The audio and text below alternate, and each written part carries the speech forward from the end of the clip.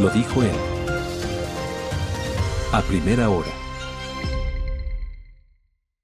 Ahora dos mujeres se unen para abordar los temas políticos y jurídicos más candentes con frontalidad, rigor y argumentos en A Primera Hora. Ellas hablan de política, tostando granizo.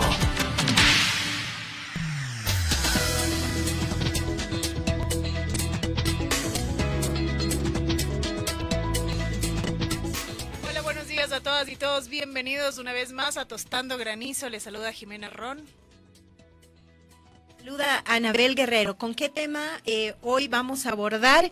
El tema del femicidio, las cifras de femicidio que no se detienen en el Ecuador, y para esto nos acompaña el día de hoy una querida amiga, Cecilia Mena. Ella es especialista en género, también es especialista en políticas públicas sobre violencia basada en género y es politóloga.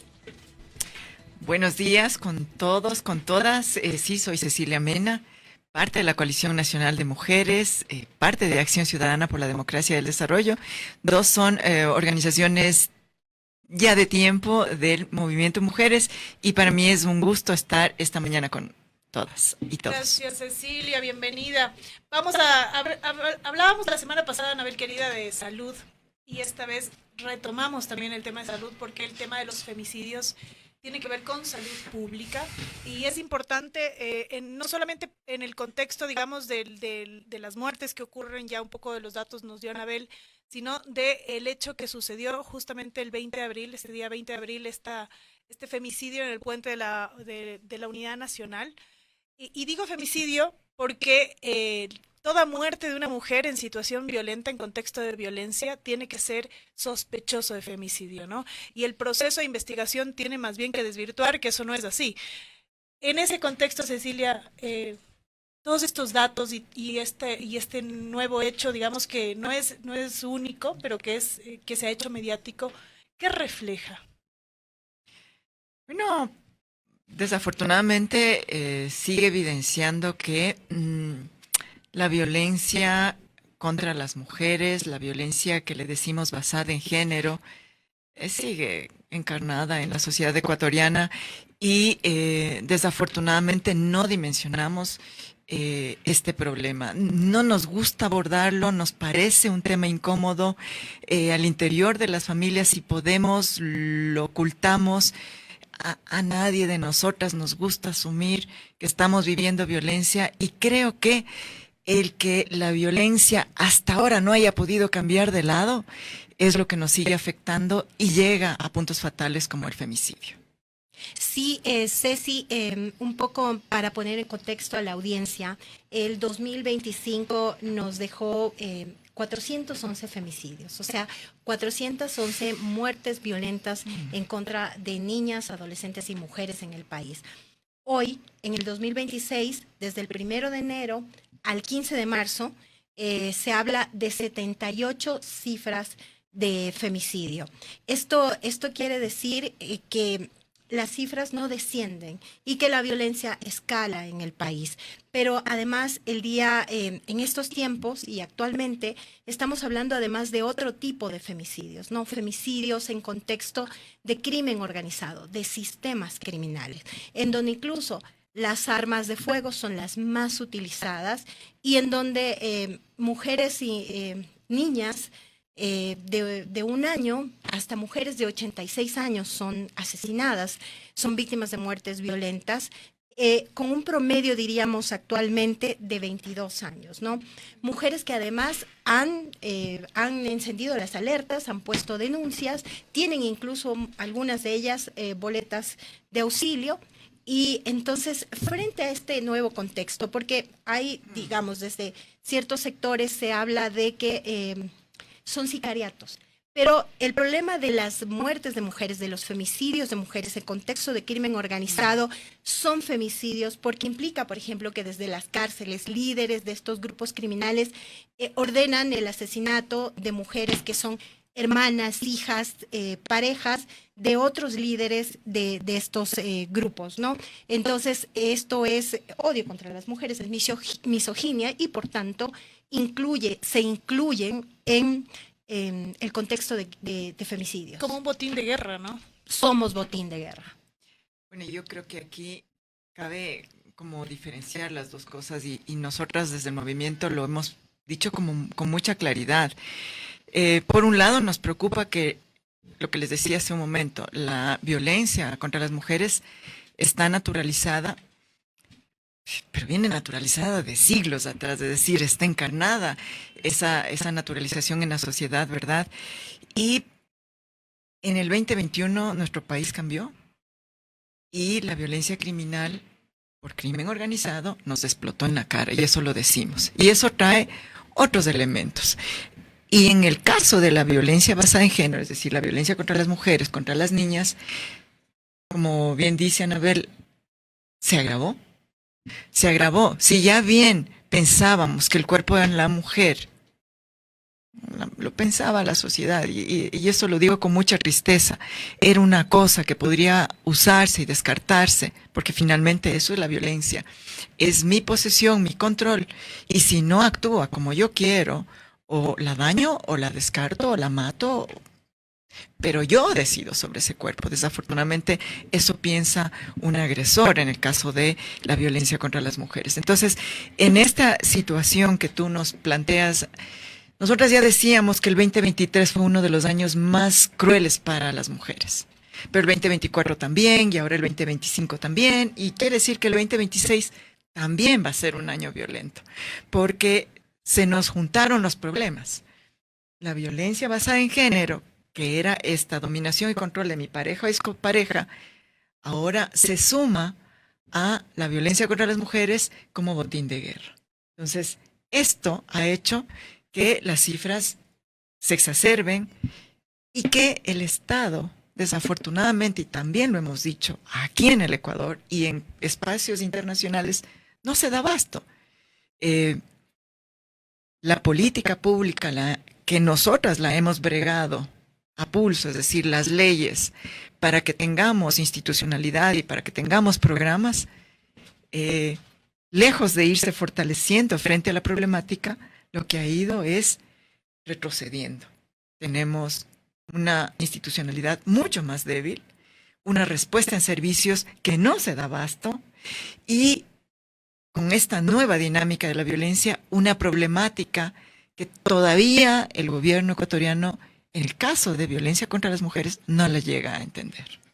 No se hace mucho. Yo creo que es necesario contextualizar y señalar que el femicidio es la muerte de una mujer por el hecho de ser mujer, es decir, por la razón de género, y que ocurre siempre, digamos, o casi siempre en contextos de relaciones de poder. Y ustedes dirán, bueno, pero mueren hombres y mueren mujeres en el contexto de la inseguridad en el que vivimos en Ecuador, y es verdad, pero las mujeres morimos más, y esto de paso, digamos, es estadístico, y además hay una muerte en razón precisamente de estas relaciones de poder que existen en algunos casos a nivel de la pareja, en relaciones familiares, y relaciones de poder hoy por hoy también a partir de los grupos de delincuencia organizada. Yo sé que esto es una verdad incómoda, yo sé que no a muchos les gusta escucharlo, yo sé que no a muchos les gusta conversarlo, pero es necesario ver al monstruo de frente, verlo a los ojos y reconocerlo y decir, es esto lo que estamos viviendo. Y además, porque dicho sea de paso, nosotros tenemos esto tipificado como delito desde el año 2014, es decir, el Código Orgánico Integral Penal tipifica el femicidio desde el año 2014 y le pone agravantes incluso, como por ejemplo matar a una mujer delante de sus hijos. Ese es un agravante y eso es algo que ocurre también, ¿no? Y yo creo que es necesario que tengamos esto claro para poder enfrentar esta problemática, este fenómeno, y que el Estado también pueda, como dice Cecilia, tomar cartas en el asunto. Y no me refiero solamente a emitir leyes, porque leyes tenemos. Yo no sé qué piensan ustedes respecto de la normativa que tenemos, porque tenemos tipificado el femicidio, tenemos la ley en contra de la erradicación de la violencia contra la mujer. Tenemos incluso una ley, si la memoria no me traiciona, para los hijos de ley de reparación. De reparación, que entiendo yo no se aplica porque no hay el presupuesto, pero la normativa está ahí. Pero ¿qué pasa con las acciones que realmente tiene que que ejecutarse a nivel de Estado para evitar que esto ocurra o por lo menos para reducir las muertes.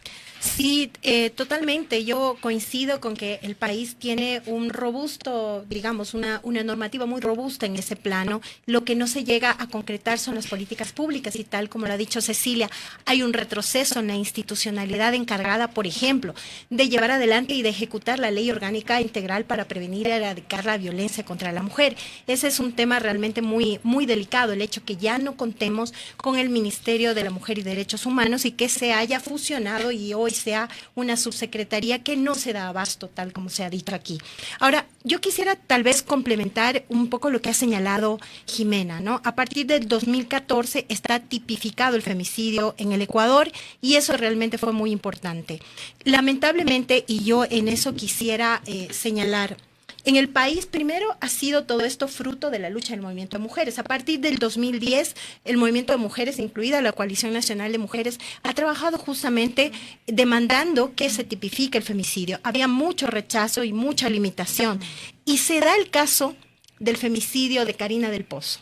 Un hecho realmente atroz, horrendo, la violencia con la que se cometió, y quizás allí la sociedad se da cuenta que era necesario visibilizar y nombrar este tipo de violencias. E incluso la Asamblea acoge, y hay muchos asambleístas que además se abanderan un poco de este tema, ¿no?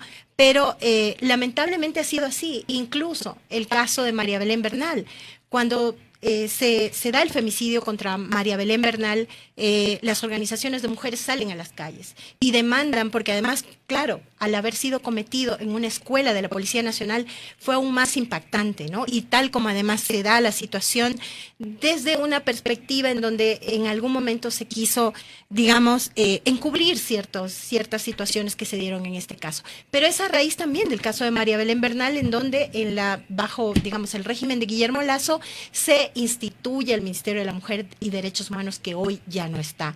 Entonces, lamentablemente, yo lo que quería señalar es que en el país se han tenido que dar casos tan espantosos, tan horrendos, tan dolorosos, en donde ahí, digamos, la institucionalidad reacciona y frente también a la demanda de las organizaciones sociales, pero siempre ha sido una lucha concretar este tipo de avances y de normativas, pero que no dejan de estar en disputa y que en cualquier momento, digamos, nos pasa lo que nos pasó con el Ministerio de la Mujer.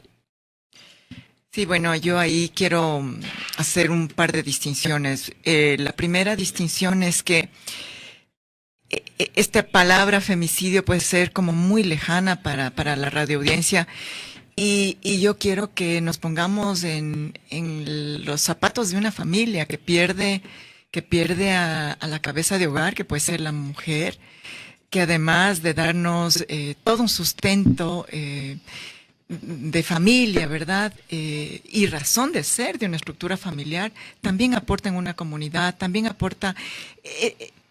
Cuando ella se pierde a través de un femicidio, se pierde todo un lazo familiar.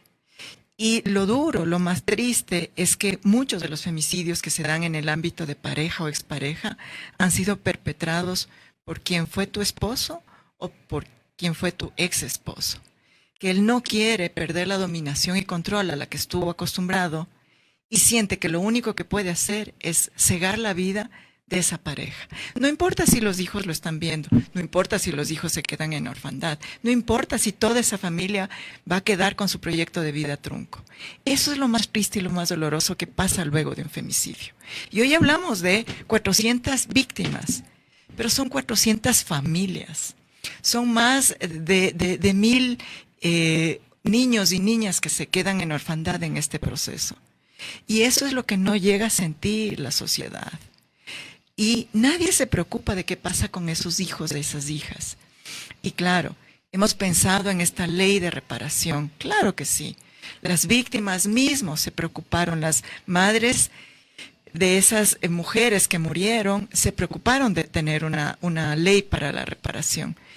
Pero insisto, como no se entiende qué está detrás de un femicidio o es vergonzoso tratar tratar la violencia porque tal vez detrás en mi familia también la estoy viviendo y no quiero enfrentarla porque esto es tocar fibras muy sensibles dentro de las familias ecuatorianas, entonces prefiero no verla y prefiero no tratarla.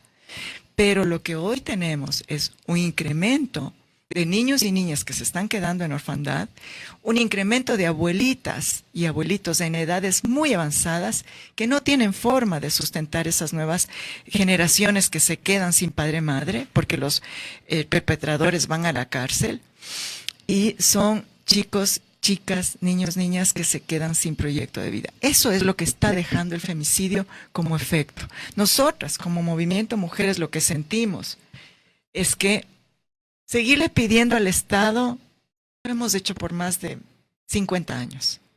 Tenemos leyes, tenemos normas, tenemos propuestas de política pública, tenemos una institucionalidad flagelada porque que esté dentro de un viceministerio de gobierno responde a otras lógicas que sería la prevención de la violencia como tal.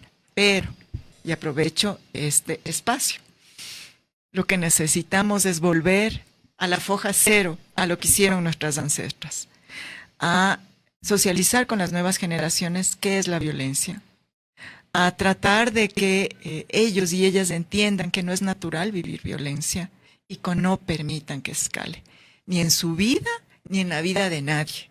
Y eso creo que sí está en las manos de todos y todas. Eso es lo que creemos. Gracias, Cecilia. Importante, dos cosas que quiero rescatar de lo que se ha dicho. Primero es que los agresores, los femicidas, en algunos casos van a la cárcel y en muchos casos se suicidan, ¿no? Que fue justamente lo que pasó en este reciente hecho del Puente de la Unidad Nacional, es decir, el porcentaje de suicidios de los perpetradores también es alto, y esto da cuenta un poco también de la salud mental, ¿no? Yo creo que en términos prácticos, porque hay que ir cerrando y dar algunas ideas de soluciones, la solución es complicada, es un problema estructural, es un problema complejo, pero hay que trabajar muchísimo en prevención, y ahí el Estado tiene una responsabilidad enorme en lo que se refiere al sistema de educación, ¿no? Es desde los años tempranos en que la ciudadanía en general, hombres y mujeres, tienen que formarse en la igualdad de derechos, ¿no?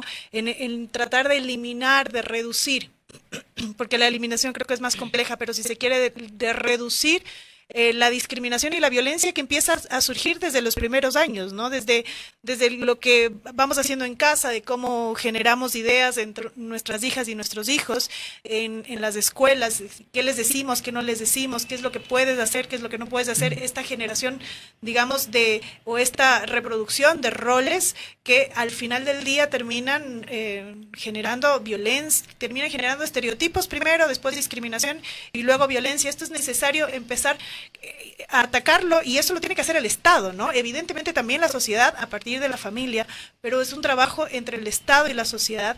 Y luego otra cosa ya a nivel jurídico, creo que es importante también decir que el Estado también tiene que trabajar en temas de prevención ya en lo que se refiere a las investigaciones. Cada muerte, insisto, cada muerte de una mujer tiene que ser investigada inicialmente como femicidio. En la investigación es que se descarta que no fue, pero tiene que partir, y esto no me lo estoy inventando, es parte de un estándar internacional de derechos humanos, y además tiene que investigarse cualquier desaparición de una mujer también para evitar posibles muertes. Todo esto está en manos de ¿quién? En manos del Estado. Por eso es que el Estado tiene una responsabilidad grande. Sí, totalmente. Yo creo que Jimé has dado bastantes salidas, cosas que deben hacerse. El tema presupuestario es un tema por el que siempre también desde el movimiento de mujeres, desde las organizaciones sociales, se ha demandado. Sin presupuesto suficiente y necesario para ejecutar, por ejemplo, la Ley Orgánica de Erradicación de Violencia contra la Mujer y la propia Ley de Reparación, no podemos avanzar, ¿no? Incluso hay un tema muy, muy claro. Cuando hablamos de estas cifras de 411 femicidios en 2025, 78 femicidios en lo que va de este año, estamos hablando de un trabajo arduo de la Alianza Feminista para el Mapeo de Femicidios, que lo encabeza la Fundación Aldea, con Geraldine Guerra y muchas compañeras y compañeros que trabajan en este tema. Esto es una obligación del Estado, sin embargo son las organizaciones sociales las que han asumido esta situación porque hay un subregistro, ¿no? Por ejemplo, cuando hay justamente un tema en donde hay un femicidio, luego suicidio, por ejemplo, esto no se computa como femicidio porque no hay, digamos, el proceso legal, ¿no? O el proceso en contra de quien ejecutó este crimen porque se suicidó. O, por ejemplo, cuando hay un tema tema de violación que termina con la muerte. Digamos, lo inscriben como un tema de violación o se registra así cuando es un femicidio. Entonces, definitivamente, por ejemplo, ese es un tema que además consta en la Ley Orgánica de Prevención y Erradicación de Violencia contra la Mujer, el registro único de violencia, que hasta hoy en el país no contamos con aquello. Entonces, creo que el tema presupuestario, tomarse en serio lo que se requiere para prevenir la violencia contra la mujer, eso es una obligación del Estado ecuatoriano, así como este registro, entre otros temas que se han planteado aquí como salida. Yo creo que lo que tú has mencionado, Ceci, justamente que como sociedad tengamos conciencia de lo que significa la violencia y que estas nuevas generaciones también tengan conciencia de aquello, e incluso el hecho de que hoy en contexto de crimen organizado las mujeres vivan este tipo de situaciones también demanda del Estado que en ese ámbito tome todas las medidas necesarias, porque por ejemplo un tema que realmente es recurrente y que hemos escuchado últimamente muy seguido es que cuando se habla de este tipo de muertes en estos contextos de economía criminal, por ejemplo, ¿qué es lo que se dice? Se están matando entre ellos, y no es así. Cuando hay mujeres, madres, niñas que son asesinadas como botín de guerra, no es que se están matando entre ellos. Muchísimas gracias, Cecilia, por acompañarnos. Les esperamos el siguiente miércoles. No queríamos irnos sin un granizo tostado, que creo que es importante, quemado, perdón, que creo que es importante para no desconectarnos de lo que está pasando en la comunicación política del país. Anabel, este skincare, ¿no es cierto? Esta comunicación que tuvo que ver con publicitar el skincare como coreano, como una de las ventajas del acuerdo entre Ecuador, el acuerdo comercial entre Ecuador y Corea del Sur. Nos parece que es algo que sale un poco, ¿no es cierto?, desconecta un poco con las realidades, con las reales necesidades y preocupaciones de la población, que están más enfocadas en temas mucho más importantes como la salud, como la seguridad y como la economía. Así que hacemos esta mención solamente para señalar esta importancia de conectarse con la realidad nacional. Les agradecemos muchísimo la sintonía, los esperamos el miércoles siguiente. Muchas gracias. Primera plana. Todas las noticias, todas las voces.